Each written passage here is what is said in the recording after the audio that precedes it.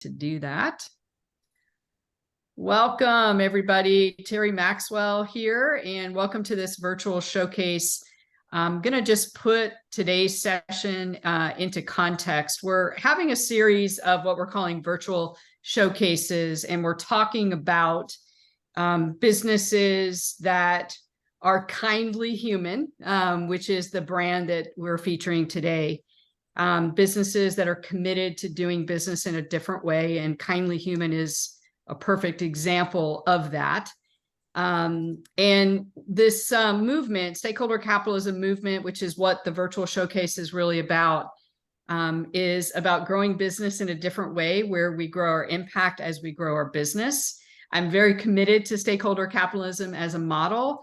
And I believe that when we grow our business, we grow our impact. I'm very, very committed to doing both of those. I also believe that as we grow our impact and we bolt that together with stakeholder capitalism principles, as opposed to just shareholder capitalism, we really can change the world.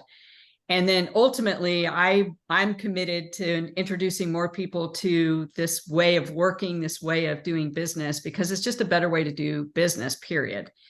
So that's really what Gather and Grow and PXP and ShiftCo is really all about. We're working with organizations like Conscious Capitalism, Conscious Leaders, B Lab, and we're really putting a stake in the ground and committing to stakeholder capitalism and promoting that as a business model.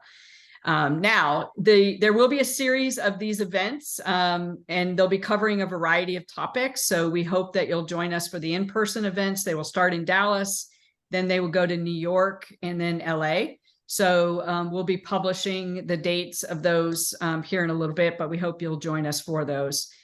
Also, all the benefits from what we're doing go to an organization called NIFTY, the Network for Teaching Entrepreneurship. And ShiftCo grants scholarships to NIFTY graduates who compete in what's called the World Series of Innovation.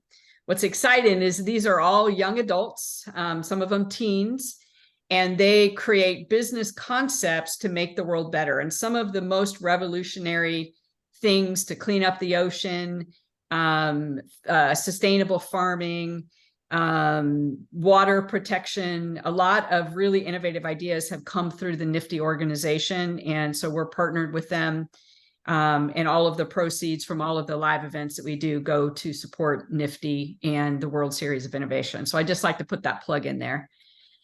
Today's speaker is Joshua Ellison, and I want to talk a little bit about kindly human first, and my introduction to kindly human, and then I'll talk about my introduction to Josh.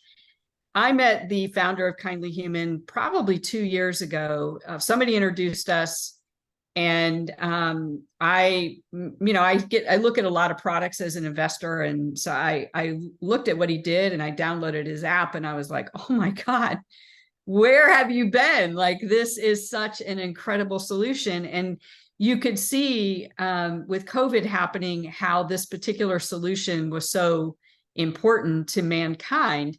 And I believe as an employer, it's important to provide a solution like this to your workforce. So Joshua is going to tell you a little bit more about his introduction, but I want to just say something about Joshua, because it's not every day that I meet a founder in a company like Kindly Human and fall in love with them. But when the founder of that company, Cole, introduced me to Joshua and I heard Joshua's story, I was like, oh, this is a marriage made in heaven, because Joshua, you were born, I believe, to lead Kindly Human's growth. And your story is so powerful. So I'm just going to turn it over to you and let people hear it for themselves. That's awesome. Well, great. Thanks for that introduction. And it is good to see some new faces. It's good to see some familiar faces. I know there's one face I'm actually going to see again next week. So this is exciting. And yeah, as I introduce the topic and as we get going today, a couple of ground rules or things that I would say are good to understand. And one of that is just that anything I talk about, give ideas for, lessons learned, I continue to work through those on a daily basis. Okay. So this is not like I've figured it out and I've got the silver bullet and you're going to learn how to figure that out as well. It's a journey. And in fact, I learned I started running marathons a number of years ago. And if you want to finish the marathon, it's that point two of the 26.2 that's so hard. And no matter how much you train, that thing is a killer. And so you got to continue to train and be in the journey and be in the race. And so I say some of these things that I'll say today as food for myself and for my own business, as well as for anybody else. So hopefully you get a nugget or two out of today. And if you do that, then man, that is a success for us. So yeah, so again, I love that my name says Joshua. That just means when I hear Joshua, I feel like I'm in trouble. That's what my mother would say if I stepped out of line. So feel free to call me Joshua. I love that name. Also feel free to just call me Josh. I won't get quite as nervous when you do that. So but yeah, similar to Terry, I got to know Cole about 3 years ago. I was working for what was one version or another of Willis Towers Watson. Have been doing HR and benefits, insurance, client management, relationship work most of my career. I worked for a large global engineering and construction company in the middle of that, doing benefit strategy. And it was one of those, you may have had these sort of interactions with folks where the first time you meet them and they talk a little about who they are and what their background is, and you just start to go, this is one of these ones I think that might be different. And so Cole and I had a conversation and he shared with me his personal story, which drove the need for Kindly Human. And it resonated with me. And I said, anything I can do, I'd be happy to do. And so I've walked alongside him for about the last 2.5, 3 years. And we finally made the opportunity a reality for us to work together in a different kind of capacity. And so I get to serve as the Chief Growth Officer. And what I tell people all the time is really what that means is I'm the chief evangelist for what we do. And I don't really sell a lot. I tell a boatload of stories about how we're changing the world and how we're doing it one individual at a time and one organization at a time and one community at a time. So it's super impactful for me and an absolute pleasure to be here. I feel like I'm playing above the rim with the crowd that's here. So thanks for dealing with the junior varsity team with me, but hopefully we'll get a few things out of it. I'm going to share my screen and hopefully it'll work in the way that we think it's going to.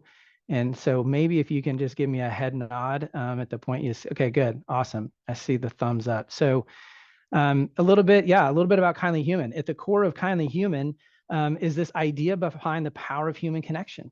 And we believe and we see the results from that you put two people together and transformation can happen. And it totally reminds me of a time in my life, and I'll tell you a quick story, and then we'll kind of dive into a few of those details. But it was I spent some time on a short-term trip to Bangkok, Thailand, early in like 2002, 2003, and it was at one point in my career I played semi-professional soccer, and so I took that over to Bangkok and to Thailand, and I used it to support some folks who were there. And it was an incredible opportunity. And I met some folks when I was there. And then when I came back, I got a phone call one day and they said, hey, would you ever consider moving over here and working full time? And I said, absolutely not. It was a great trip, but I don't want anything to do with that. And as soon as you say absolutely not, you better watch out because those are the kind of statements that'll get you back into where you didn't plan on being. And so I ended up moving to Bangkok, Thailand. In December. And in fact, if you look at the specific date, it was on only a few days after December 24th of 2004. And for most people, they don't necessarily remember that date. That date sticks in my mind like no other. And it's because I showed up into Thailand, like I said, a few days later. And that was right as the tsunami had just hit Southeast Asia. And so I landed, and within about 36 hours of being in Thailand, we made our way down to an island called Khao Lak, Thailand. And it was one of the hardest hit areas from the tsunami. And honestly, it was one of the hardest things I've ever done and seen. One, I was in the midst of sort of transitioning from American life to what life is like to live as a foreigner. And then, landed myself there, was exhausted from just the time zone. And then I was working with a bunch of students and their families. And so we picked up and got on a flight, and we made our way down to the beach. And as we got there, the intention was to do relief work and to essentially create a scenario where locals who had had their businesses and their homes destroyed and lost family members, that we would help create some temporary housing for them. And as we arrived, you see these pictures here. This is what we were greeted with. It was something I had never seen before. And honestly, something that when the movie was made that sort of chronicled this event, I couldn't watch it for a long time. It was just hit too close to home. There was individuals I knew within the church that I was at there that, man, we just lost some people in the community. And so it was super hard. I've since been able to watch it, but it still is a little bit difficult for me. But anyway, these pictures are what it looked like. And in fact, the tsunami came in so fast and so hard that a mile inland, you had boats that, in fact, one of them was actually a police boat that was anchored outside of Khao Lak because the king's grandson was at the beach. And that boat was found over a mile inland. And it was sitting right next to a house, and it had actually at one point been in the roof of that house. So imagine the power and the strength of a tsunami that brought that much water. Well, so one afternoon, after doing some relief work on the beach, and it looked a lot like that bottom picture there where the woman is sort of surveying what used to be her home and her business. And I started to take a break. It was just been super intense. Honestly, I saw things I never want to see again, pulling bodies, pulling all sorts of things out of the water. And I went to take a break, and I walked myself towards those trees, and I sat along the beach line. And I just was sort of contemplating what was going on. And I had a friend that was with me, and there was a local Thai man sitting not too far from us. And I started looking at those trees, and I turned around and I saw all the rubble that was just from there all the way in about a mile. And all of a sudden it occurred to me, all these buildings and homes and cars and boats were destroyed. How in the world did these palm trees make it? And so I sat there and I started looking along the shoreline, and I thought, that's crazy. And so I asked the translator, I said, can you ask this local man that was here, how did these trees survive? And he said, well, it's a number of things. He said, first is when the tsunami came in, it came in hard and it came in fast, but it picked up speed. And as it picked up speed, it was trees that took out cars, and cars that took out houses, and houses that took out buildings. And then it just magnified and exponentially grew on top of itself to where that's what created a lot of the rubble. I said, well, that makes sense.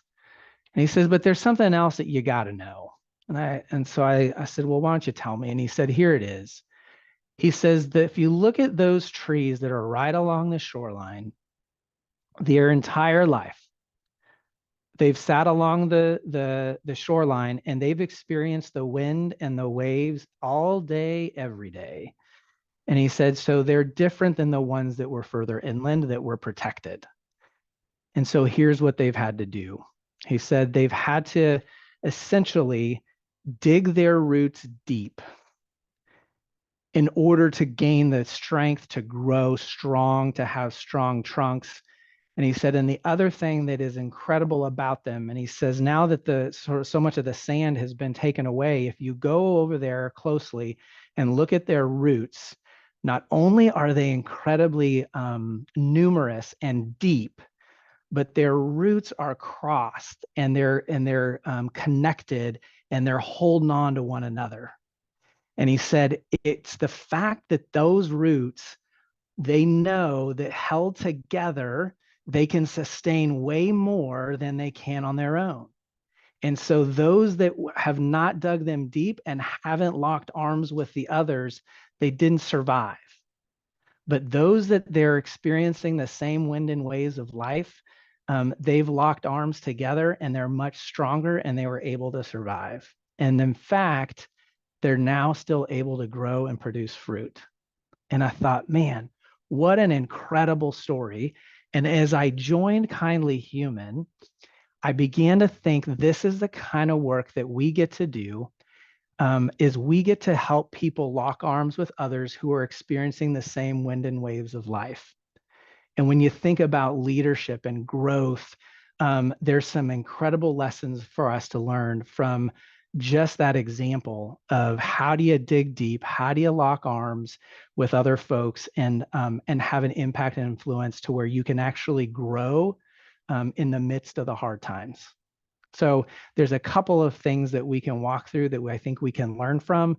As I do that, I'm happy to pause and answer any questions about the situation, about the scenario. But otherwise, we can push on. So I'll give it a quick pause and then we can move on. Josh, I have one question about this. When you think about how this event changed your perspective and how that perspective ties back to Kindly Human, and obviously I know how magical Kindly Human is, but what was it about this perspective? Was it the power of roots? Was it the power of connection? Was it the power of resiliency? Like, what was it that really stood out for you? I have my own opinion, but I'd love to hear that. Yeah, I would say it's it's yes, and it's a little bit of everything. I think at the core of it is really that idea around human connection. And if you take that human connection and you essentially give the analogy of the roots together, that connection is what has allowed them to grow and survive. And so when we think about, in particular, the business was established far before the pandemic. But when you think about what has happened in the pandemic and the number of individuals that are dealing with stress and isolation and anxiety and all of those things, what can often happen is they're trying to live life on their own, not by any fault of their own oftentimes, but they're having to deal with life on their own. And when you help bring somebody together and give them that human connection, it just magnifies the ability for them to feel heard and seen and know that somebody else has walked a day in their shoes. And when we can do that, we see life transformation happen. And one other thing, and then we'll see if there's any other questions. There's a lot of research that supports having access to connection that can help you work through your issue is really one of the biggest barriers. It's not what we think it is. It's just, I don't know where to start. I don't know, who to talk to. Did you find that this perspective of access and the people who got care and the people who didn't get care and things like that really helped you understand the power of Kindly Human as well? Yeah, no, that's a great point. So just to sort of lay some groundwork, some of these statistics, they're varied, right? But I think the average right now, the statistic would say the average wait time to see a licensed therapist or clinician is somewhere in the neighborhood of 45 to 48 days. And so when you think about that access to finding someone that most people are going to turn to outside of their church, their family, their community, to sort of dive deep into process, they finally get brave enough to raise their hand and say, I would like to talk with somebody. I'd like to connect with somebody. And on the other end of that phone, they say, that's great. We'll get you somebody in about 45 days. Imagine sort of the like, whoa, no, I need to talk with someone now. And so the impetus for that access is a bit of what the foundation of who Kindly Human is. The other piece to that is I would say, when you think about just what's happened and the whole idea of mental well-being, in particular, stigma associated with that, it's scary to raise your hand because people think if I raise my hand and say I need help, that there's something wrong with me. And I would say, yes, there is. There's something wrong with all of us. And that is the human condition. But that ability to get past that stigma, one of the areas that is so important is kind of bringing those walls down. And when you are able to connect with a peer or somebody who's walked a day in your shoes, we're starting to see those barriers and those walls around, I don't want to do that, start to come down. And then they're more willing to engage in all sorts of different conversation. And so it's just, we're just kind of dipping our toes in at this stage, I would say. But I feel like we're right on the verge of really helping a ton of people realize that those walls can come down from both an access and a stigma perspective. I love that. I love that. Hey, questions for Josh about this before we talk about the power of access and connection.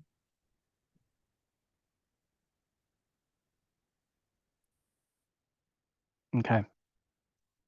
Awesome.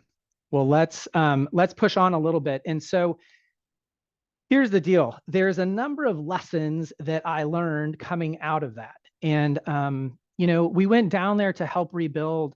And I thought, and in terms of going down there to do relief work, and I thought it was going to be really tactical. We were going to be building homes and putting up structures, and we did that.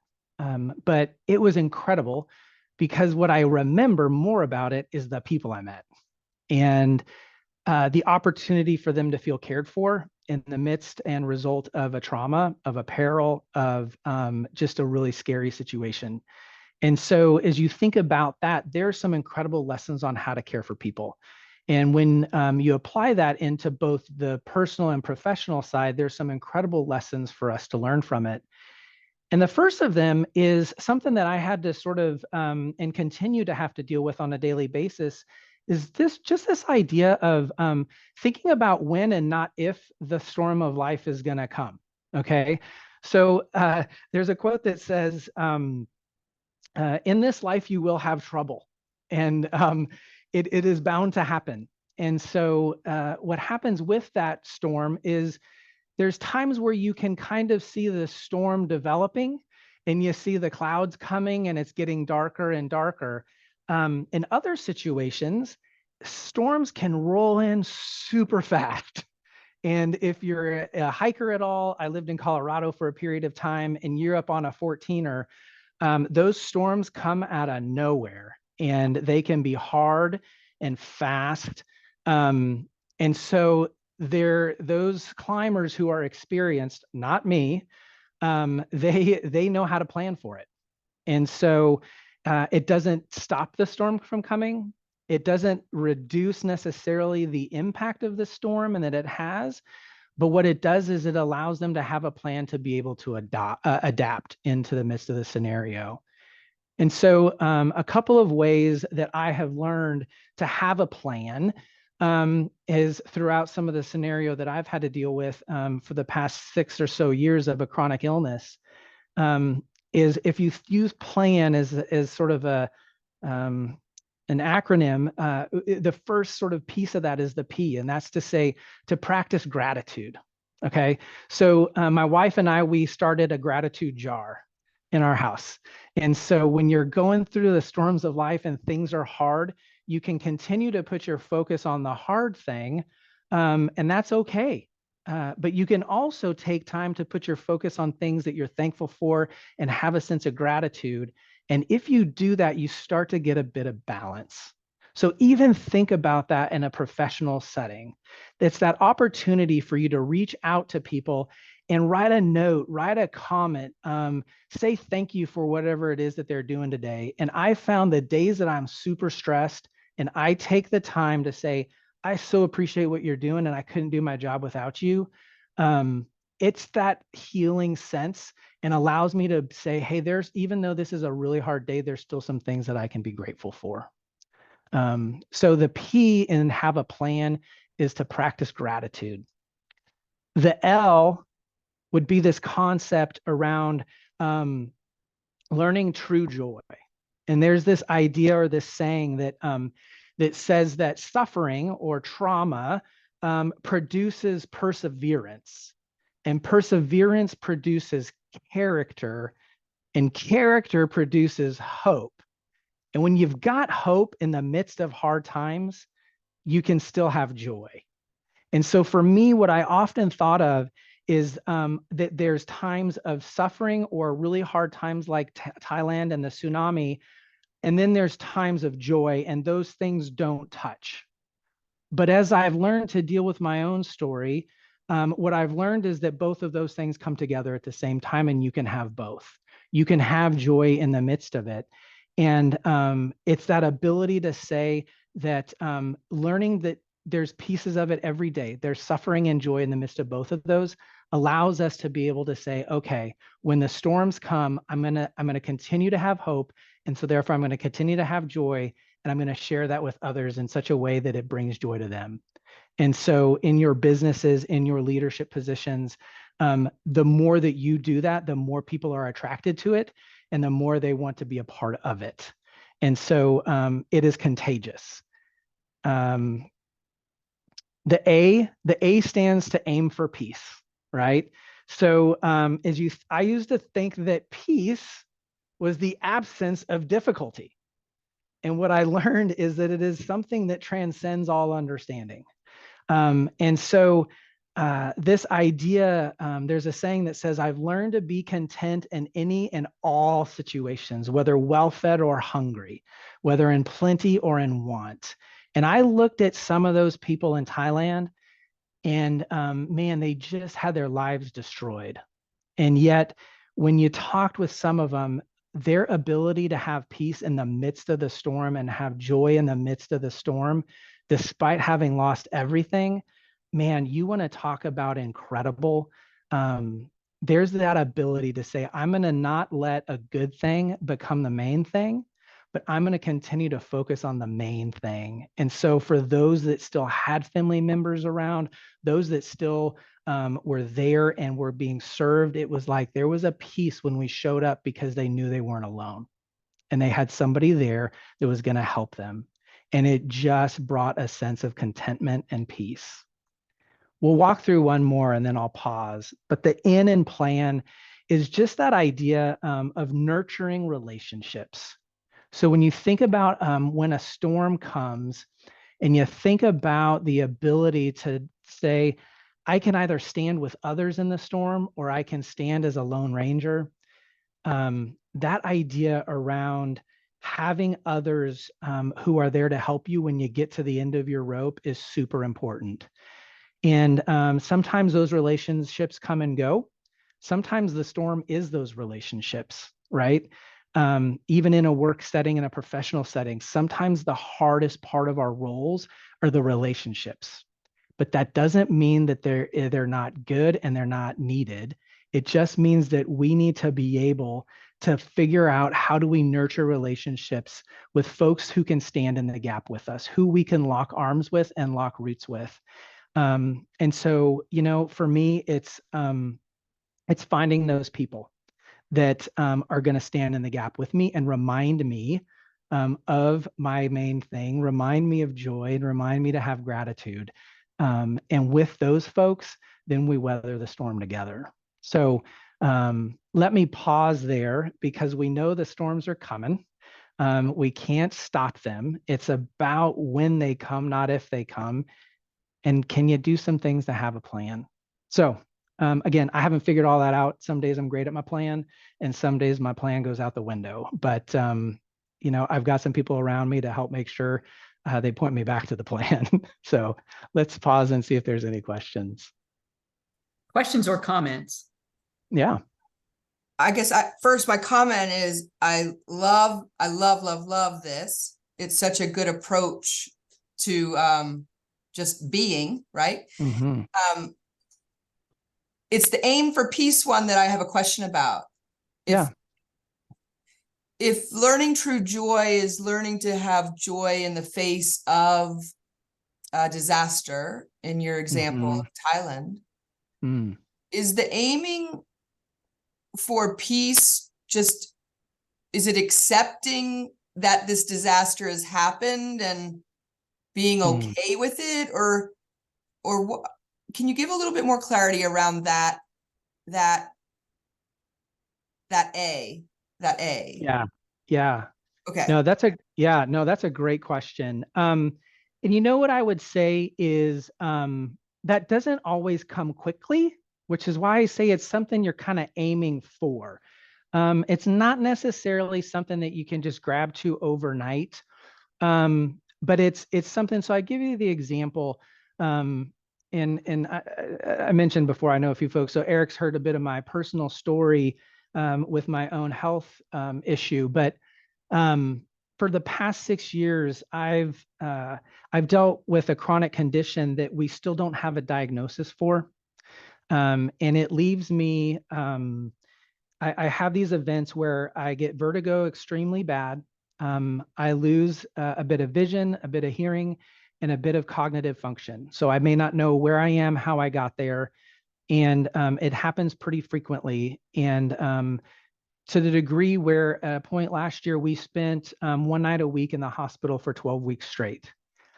And it is a hard scenario. I've had 5 surgeries, and it happened again 2 weeks ago, and the surgeries haven't helped. The hardest part about all of that is it has an impact on my family, on my wife, and my kids. I got started with a family, got started later in life, and so I've got little kids, a 9-year-old and a 7-year-old. And my 9-year-old panics when she hears an ambulance siren because she thinks it's coming for me. My 7-year-old boy, he hasn't slept through the night on his own in about 3 years because every night he comes into the room 2 or 3 times a night to make sure that my wife's still there, because so many nights she's had to take me to the hospital, and he wakes up to a family member or a neighbor on the couch. So I tell you that because finding peace in the midst of that is super hard. But if I look on it and I go, you know what? I know what my main thing is. And there's profits, and there's success, and there's fame, and there's all those things that we strive for. But at the end of the day, I know what my main thing is. And so when I focus on that piece, or that if that's my focus, then I can begin to exhale, and I begin to say, you know what, I'm going to invest in my family and my kids, and I know where my hope comes from. And so therein lies the ability to exhale and have a bit of peace. And so for those folks in Thailand, it was giving them some resources and some aid so that they could pick their head up and go, I can exhale for a second. So if you even think about that in a business setting, it's helping other people. If this is what they're really good at, or if this is their main thing, it's helping them begin to say, oh, let's help them exhale a bit, take a few things off their plate so that they can have a bit of like. So maybe that gives a little bit more color to it. And maybe that doesn't answer a darn thing. It did. And thank you so much for sharing. Yeah. And so Josh, what I'm hearing is it's being that calm in the midst of the storm, whether it be for your family, when things are maybe going south a little bit and people are stressed out, and the same with the tsunami. Wow. You should be given the talk. Thanks, Ray. Far better than me. Yeah. I'm right with you. Yeah. However you can bring a bit of that calm, I think, is a good one. I had a leader in an organization I worked with, and there was a time where I'd walk into his office and I was almost in tears because I felt like I really messed something up. And I had to kind of go in and tell him, hey, I think this is a big problem, and I think I really screwed this one up. And it was incredible because he just said, that's okay. We're going to figure it out. And there was this calmness about him that was like, oh my gosh, he's got my back. This is going to be okay. Clearly it was a big issue and we had to deal with it, but his perspective on it allowed us to work through it and not panic. And that was incredible. Yeah. So any other comments, any other thoughts, anything else I can learn from y'all as you think about that? Okay. So the next sort of key lesson that I learned was was kind of thinking about the roots, right? And, you know, when you look at a tree in normal day, what do you see? And what is the purpose of the tree, right? We're seeing the portion that is above ground. And we're looking at its trunk, and we're looking at its branches and its leaves. And it's incredible.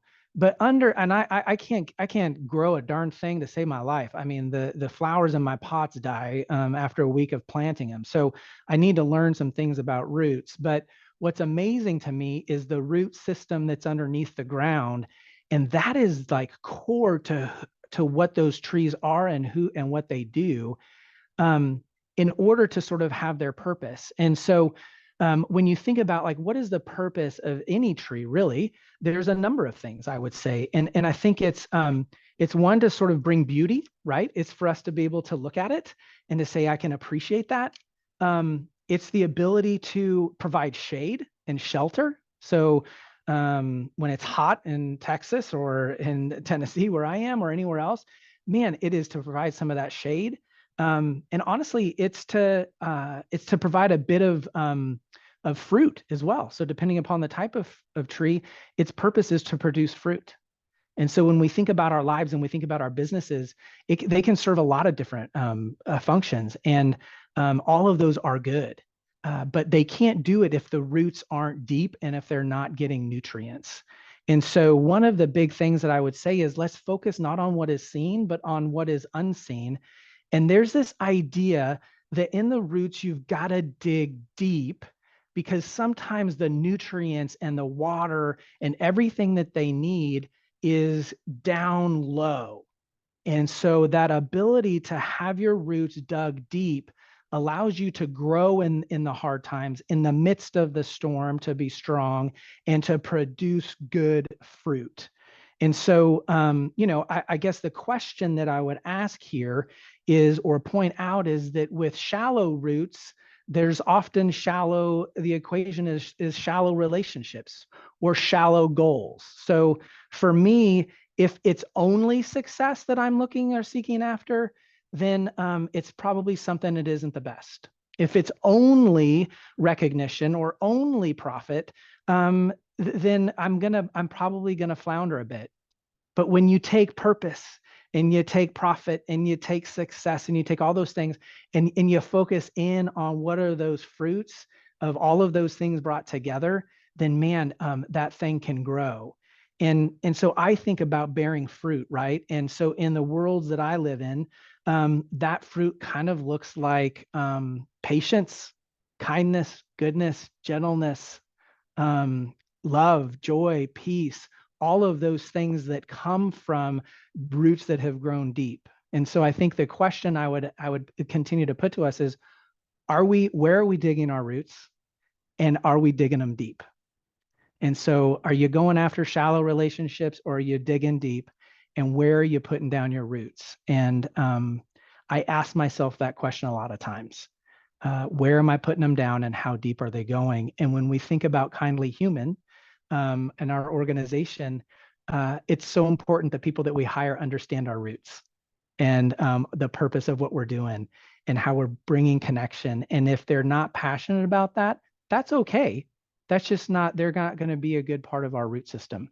They're going to be wildly successful somewhere else. So let me pause and see what questions I've generated or comments. I think the only comment I'd like to make is, and I see this in human performance, that sometimes the people who go through the most difficult things are the ones that are able to make the biggest impact. And part of what I love about Kindly Human is that you help people understand that there might be a purpose behind the suffering they're going through. And, you know, if we can just broaden the lens, and, you know, the struggle really might be leading to something much more powerful. It's not just that they have an issue, but that there might be some meaning behind it. Yeah. Oh, absolutely.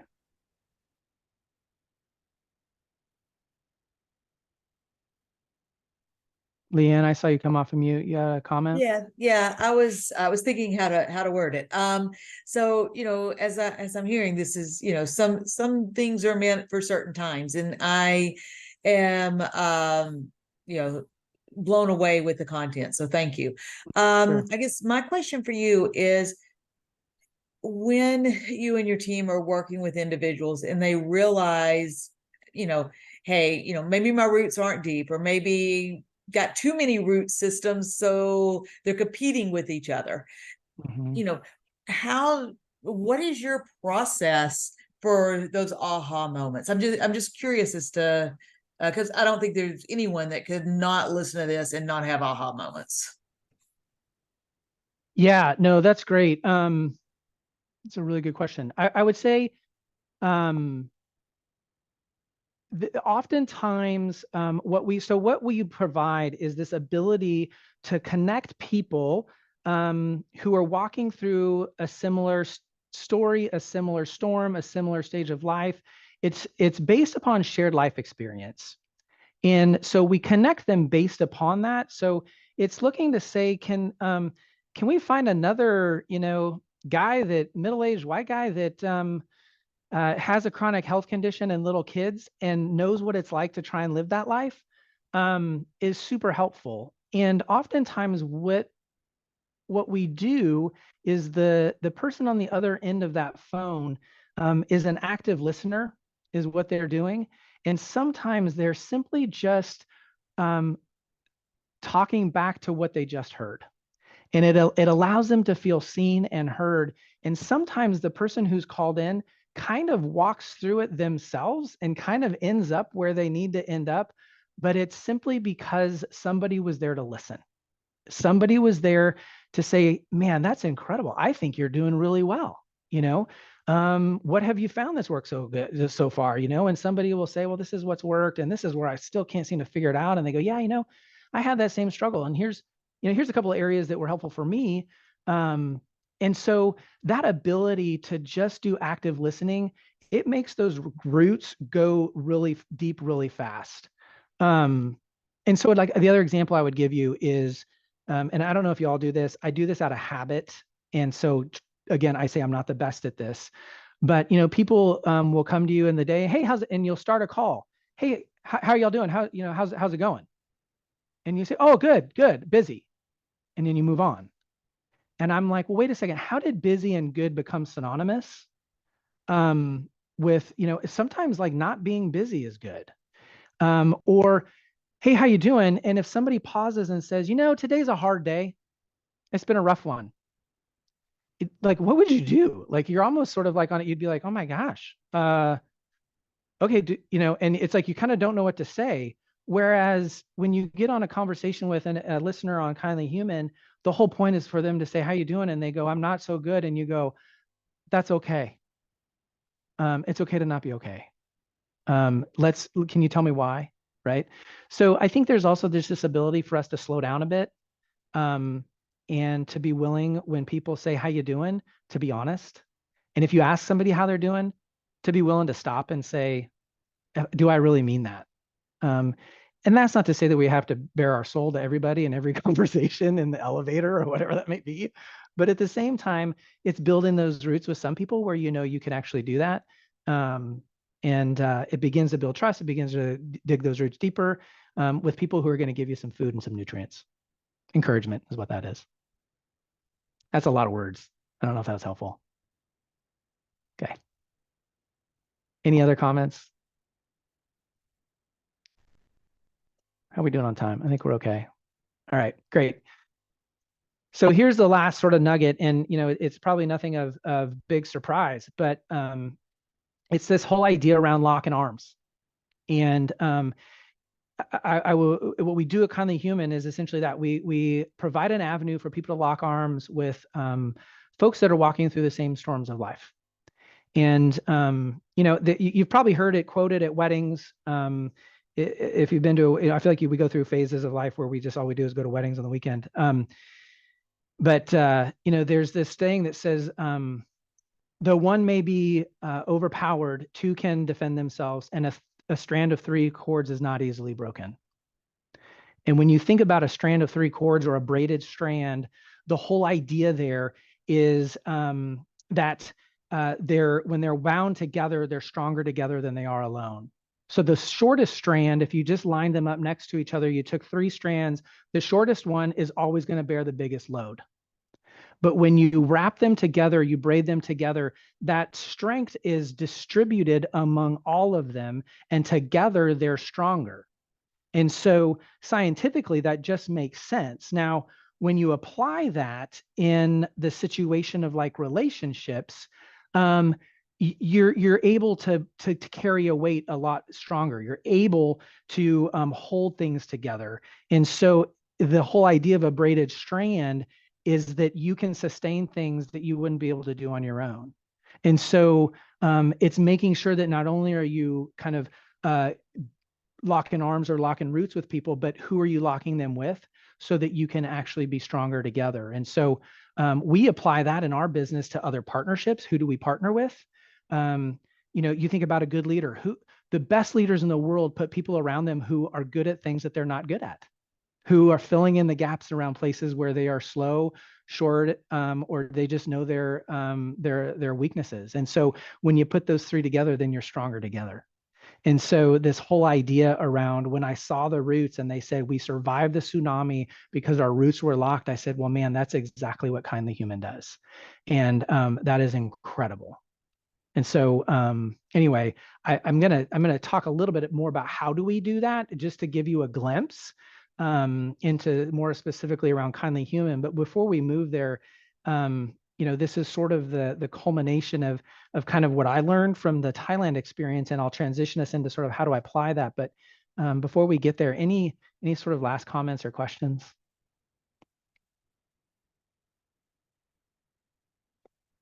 Okay. So when you think about locking arms or walking through life with somebody else who has gone through a similar storm, or who's in the midst of the same storm, the way that we do that at Kindly Human is we help provide what we call preclinical support. And that whole idea is just that there's times where you need clinical support, and there's often times where people just need to talk to somebody who has walked a day in their shoes. And one is not better or worse than the other. Both are wildly needed in our world today. The difference is that a lot of folks, we've got the challenge of access that we talked about before, and stigma before, that kind of gets tied to that clinical side unfairly, but at the same time, it is a reality. And so what we like to do is provide that ability for people to connect. And what we found is that 97% of people feel better when they've talked with a peer, someone who's walked through their shoes, and that they prefer starting their conversation there because it's kind of dipping their toe in the water. And so at the core of who we are is we allow employees or members or associations or whoever that might be that we partner with to be their best by leveraging the power of human connection, by leveraging the power of roots. We like to say we leave them better than we found them, and that's by empathy, active listening, and employee experience, and active member experience that is balanced between cost and impact and competitive advantage, by giving them a tool that they perhaps didn't have before in their wheelhouse in an organization. And we tend to really resonate with organizations that want to be true partners. So when you think about organizations or individuals that just want to check a box, that's fine, that's good, and they'll even get, that's even needed at times. But where we really want to sort of see the field of dreams is those that say we want to have an impact. And we think we can do that, and we know it's purposeful. And so those are the sort of the core of who we are in that model. And the way that we get that done is we allow people to connect on a peer-to-peer basis and talk about life's issues, everyday stressors. Some of them are big, some of them are small. We lump them into categories just so that helps our mind kind of group things. But we put them into these categories of relationships and community and emotions and finances and work and health. And underneath there, there's all sorts of different subtopics. But you can go out and you can listen to other people's experiences. You can connect with somebody in a phone conversation, or you can access resources within the platform. And when we do that, we see people transform. And when they engage in the platform, it feels like they're seen and they're heard, and that by somebody who's actually walked a similar path as them, who've walked through the same storm that they have or that they're about to. And that seems to really resonate with people. So that's a bit of how we do it.